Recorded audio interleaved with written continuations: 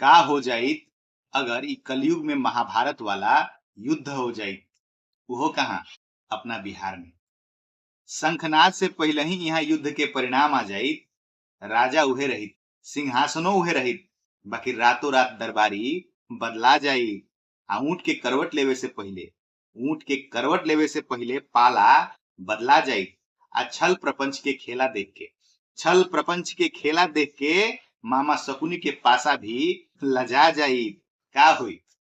का होइत अगर ई कलयुग में महाभारत वाला युद्ध हो जाइत? वो कहाँ? अपना बिहार में। पलायन वाला दर्द देख के कुंती की आंख डबडबा जाइत। बेरोजगार वाला फौज कौरव के सेना में समा जाइत।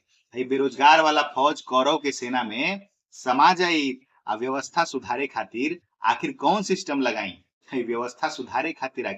कौन सिस्टम लगाई? ई सोच के महामंत्री विदुर के भी दिमाग चकरा जाइत। का हो जाइत अगर ई कलयुग में महाभारत वाला युद्ध हो जाइत? वो कहाँ? अपना बिहार में। सामर्थ्य प्रतिभा वाला के यहाँ कौनो पूछ नहीं खे। यहाँ अभिमन्यु तो चक्रव्यूह के पहला दरवाजा पर ही मरा जाई।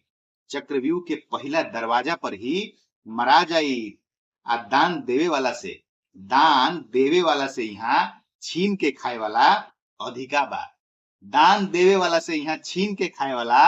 अधिका बा। यहाँ कर्ण के परिचय इतिहास के पन्ना में भुला जाई।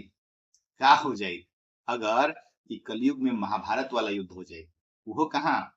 अपना बिहार में। यहाँ पाप और दुराचार के स्पीड सुदर्शन चक्र से भी तेज बा। कृष्ण के आवे से पहले ही द्रौपदी के सम्मान लुटा जाए।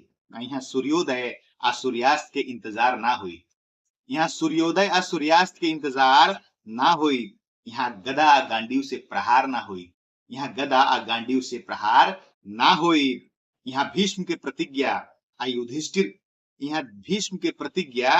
आ युधिष्ठिर जैसन व्यवहार ना हुई। यहाँ दुर्योधन के हारत देख